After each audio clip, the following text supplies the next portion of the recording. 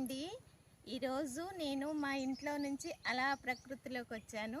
ప్రకృతిలోకి అంటే మా సొంత ఊరు, మా వారు పుట్టి పెరిగిన ఊరిలోకి వచ్చాము. ఇక్కడ మా వరి పొలాలు నేను ఎప్పుడూ చూడలేదంటే మా వారు వరి పొలాలు చూపించడానికి అలా తీసుకొచ్చారు. ఇక్కడికి వస్తే చూడండి, ఇది రేగి చెట్టు అండి. ఎంతమందికి రేగి పండ్లు తెలుసు? అందరికీ తెలిసి ఉండకపోవచ్చు కదా. రేగి పండ్లు ఇవి ప్రకృతి ప్రసాదించిన వరాలండి. ఈ పండ్లు ఇలాంటివి న్యాచురల్గా కాసినవి, ఇవి ఎవ్వరూ వేసి కాయించినవి కావు కదా. ఇలాంటి పండ్లు తినడం వల్ల మనకి చాలా ఆరోగ్యం. ఇలాంటివన్నీ మీరు చిన్నప్పుడు తినుంటారు కదా. మీలో ఎంతమంది ఇలా ఎంజాయ్ చేస్తుంటారో నాతో ఒక్కసారి చెప్పండి. ఒకసారి ఇక్కడ చూడండి, రేగి పండ్లు అన్నీ ఎలా పడిపోయాయో. ఇవన్నీ ఏరి తీసుకెళ్ళి కడిగి రేగి వడియం చేసి మీకు చూపిస్తాను. ఎంతమందికి తెలుసు రేగుడియం? అవునండి, రేగుడియం చాలా టేస్టీగా ఉంటుంది.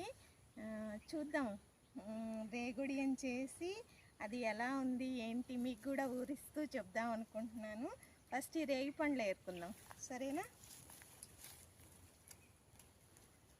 మేమైతే చిన్నప్పుడు ఇట్లాంటివన్నీ తిని పెరిగామండి. రేగి పండ్లు, తునికి పండ్లు, పరిక పండ్లు, వెలగ పండ్లు.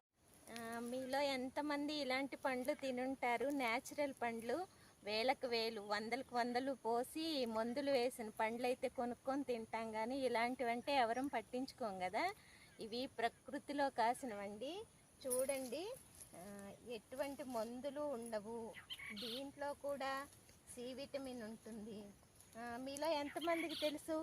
రేగి పండ్లు, పరికి పండ్లు, తునికి పండ్లు, వెలగ పండ్లు ఇట్లాంటివి ఎప్పుడైనా మీరు చూసారా? మేము ఇవన్నీ చూస్తూ తింటూ పెరిగామండి. నాకు తెలిసి మేము ఇప్పటి వరకు హెల్దీగానే ఉన్నాం అనుకుంటున్నాను. చూడండి ఎన్ని పండ్లు ఇలా పడిపోయాయో. ఇవి చెట్టు మీద కంటే కిందే ఎక్కువ ఉన్నాయి కదా. ఇవన్నీ ఇట్లా చిన్నప్పుడైతే మేము స్కూల్కి వెళ్తే ఇట్లాగా వెళ్ళి కాయలన్నీ ఇలా తెచ్చుకొని ఇష్టంగా అడిగి మంచిగా తినేవాళ్ళం. చూడండి ఎన్ని పండ్లు పడిపోయాయో. ఇది సమ్మర్ సీజన్ కదా, ఇంకా అయిపోవచ్చాయి. మీకు వీడియో ఇవి చూడగానే నాకు మీరందరు గుర్తొచ్చారనమాట. ఇవన్నీ తీసుకెళ్ళి రేగుడియం చేసి మీ అందరితో షేర్ చేసుకోవాలనిపించింది.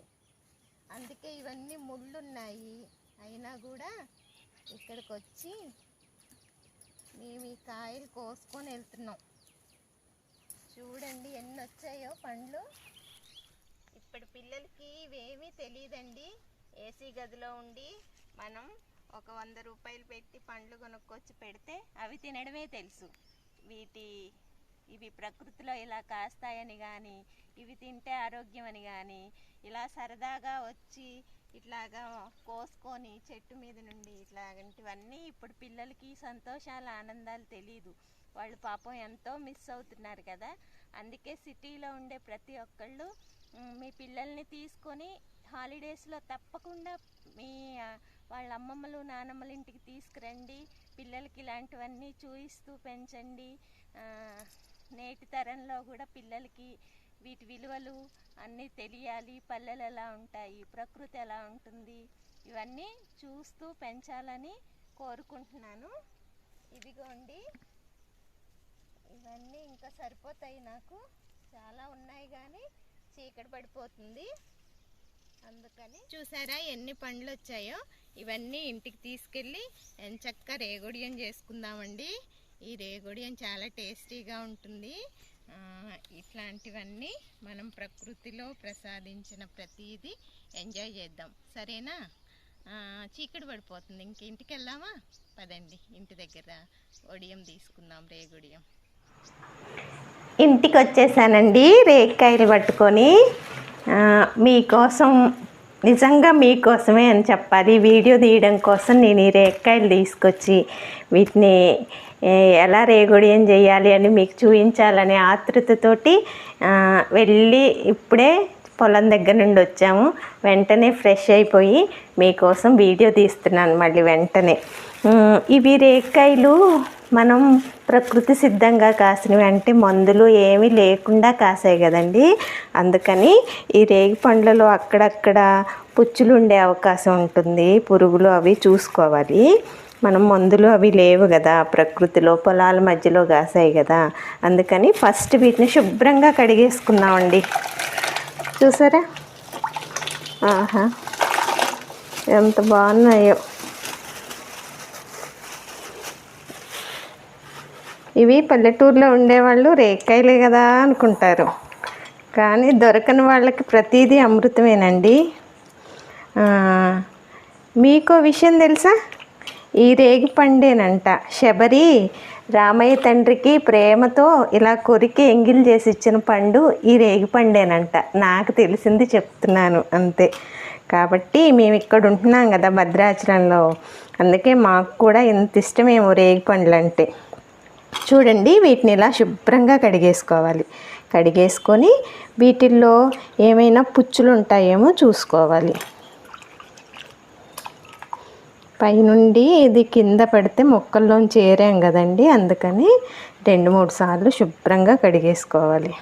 కడిగేసుకున్న తర్వాత చూడండి, ఇది ఇలా ఒకసారని ఎక్కడైనా పురుగులు ఉన్నాయా అని చెక్ చేసుకోవాలి. పాడైన కాయలు ఏమైనా ఉంటే తీసేసుకోవాలి. ఇది ఒక్కటే కొంచెం లాంగ్ ప్రాసెస్, మిగిలిందంతా జస్ట్ 2 మినిట్స్ పని. ఇట్లాగా ప్రతి కాయ చెక్ చేసుకోవాలి. ఎందుకంటే ఇవి ప్రకృతిలో కాసాయి కదండి, వీటికి అక్కడక్కడ పురుగులు వచ్చే అవకాశం ఉంటుంది. కాబట్టి ఇలా అన్నీ తీసి మీకు చూపిస్తా, సరేనా? శుభ్రంగా కడిగి వీటిని నీట్గా పుచ్చులు ఏమీ లేకుండా తీసి ఒక బౌల్లో వేసుకున్నానండి. నెక్స్ట్ వచ్చేసి మనం ప్రాసెస్లోకి వెళ్ళిపోదాం. దీనికి ఏమీ ఎక్కువగా అవసరం లేదు, సింపుల్ ప్రాసెస్. కానీ రోట్లో నూరుకుంటేనే రేగుడియం చాలా టేస్ట్. మిక్సీలో అట్లా పట్టుకుంటే గింజలు మెత్తగా అవుతాయి కదా, బాగుండదు తినడానికి. అందుకోసమని మనం రోట్లోనే నూరుకోవాలి. దీనికోసం మెయిన్గా పండు మిర్చియే కావాలండి. దీనికి పండు మిర్చి మనం కాయలను బట్టి తీసుకోవాలి. నెక్స్ట్ వచ్చేసరికి ఉప్పు, జీలకర్ర, బెల్లం అనేది మీ ఇష్టం. తీపి ఎక్కువగా తింటే ఇందులో బెల్లం పుల్లగా, కారంగా, తియ్యగా చాలా టేస్టీగా ఉంటుందండి. అందుకని బెల్లం మీ ఇష్టం, నచ్చినంత వేసుకోండి. ప్రాసెస్లోకి వెళ్ళిపోదామా? ముందుగా ఈ పండు మిర్చిని మనం రోట్లో వేసి నూరుకుందాము. ఈ పండు మిర్చి పెద్దగా ఉంటే, కాయలా ఉంటే నలగడానికి టైం పడుతుంది కదా, అందుకని కొంచెం అలా కట్ చేసుకొని వేసుకుందాము.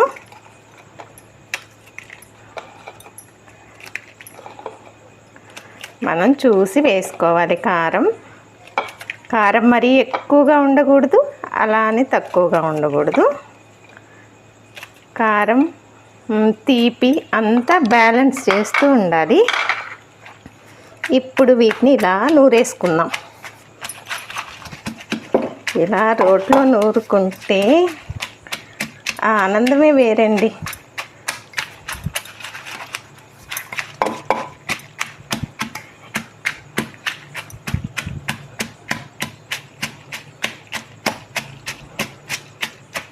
ఇవన్నీ పాతకాలంలో ప్రతిదీ ఇలా చేసుకునేవాళ్ళు కదా, అందుకనే వాళ్ళప్పుడు మంచిగా ఇదంతా ఒక ఎక్సర్సైజ్లా కూడా ఉంటుంది కదా చేతులకి వాటికి. అందుకోసమనే వాళ్ళప్పుడు పాతకాలం వాళ్ళ ఆరోగ్యంగా ఉండేవాళ్ళండి. ఇలాంటి ఫుడ్ తినేవాళ్ళు. ఇంకొకటి ఏంటంటే న్యాచురల్గా దొరికే ప్రతిదీ తినేవాళ్ళు. ఇలా రోట్లో నూరుకొని కష్టపడి చేసుకునేవాళ్ళు అన్నమాట. ఇలా కొద్దిగా నూరుకోవాలి. తర్వాత వచ్చేసి బెల్లం మన టేస్ట్కి తగినంత వేసుకోవాలి. కొంచెం ఎక్కువగానే వేసుకున్నాను నేను, 50 గ్రామ్స్ వరకు వేసుకున్నాను. అవి ఒక 1/2 kg వరకు ఉంటాయండి. దీనికి ఒక 50 గ్రామ్స్ వరకు బెల్లం వేసుకున్నాను. కొంచెం ఇలా నలిగే వరకు కొట్టేసుకొని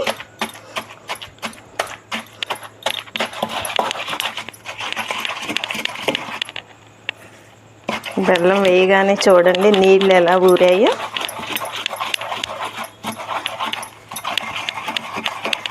ఇలా నలిగింది కదా, నలగగానే ఇప్పుడు మెత్తగా ఏం అవసరం లేదండి.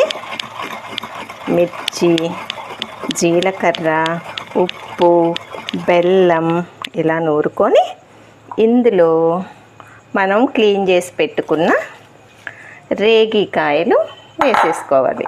రేగి పండ్లు వేసుకొని చక్కగా ఇలా దంచేసుకోవాలి. అవన్నీ కలిసేలాగా దంచుకోవాలి. మెత్తగా ఏం అవసరం లేదండి. గింజలు ఎక్కువగా నలగకూడదు, మెత్తగా నలగకూడదు.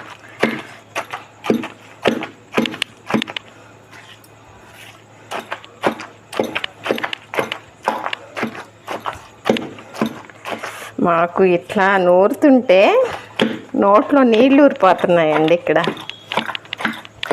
ఆ స్మెల్కే నోట్లో నీళ్ళు ఊరుతున్నాయి. చూసే మీకు కూడా అలానే ఉందా? చూడండి ఎంత బాగా ఉందో కలర్ఫుల్గా.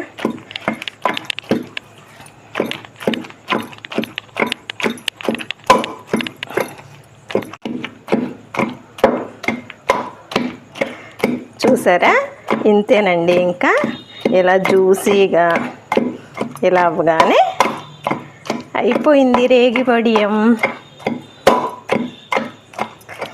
ఎంత టేస్టీగా ఉంటుందో అసలు చెప్పలేను. ఇన్నిసార్లు నోరూరిస్తున్నానంటే మీ దగ్గరలో రేగికాయలు ఉంటే తప్పకుండా ఇలా చేసి పెట్టుకోండి. నచ్చినట్లయితే నాకు ఒక కామెంట్ చేయండి. అయిపోయిందండి, చూడండి. నెక్స్ట్ ఇగో చూడండి, ఇలా మరి మెత్తగా అవసరం లేదండి. ఇట్లా గింజలు గింజలుగానే ఉంటుంది. అవన్నీ ఆ రేగికాయలకి పట్టి ఇలా జ్యూసీగా అయితే సరిపోతుంది. ఇలా అయిన తర్వాత దీన్ని ఇది నిల్వ ఉండాలి కదండి, దానికోసమని మనం ఇలా ఒక చాట తీసుకొని, చాట కానీ ప్లేట్ కానీ తీసుకొని అందులో విస్తర వేసుకొని దీన్ని ఎండలో ఆరబెట్టుకోవాలి. చూసారా? దీన్ని ఇలా తీసుకొని చిన్న చిన్న వడియాల్లాగా పెట్టుకొని, చూసారా? ఇలా వడియాల్లా పెట్టుకొని వీటిని ఎండలో పెట్టుకోవాలి.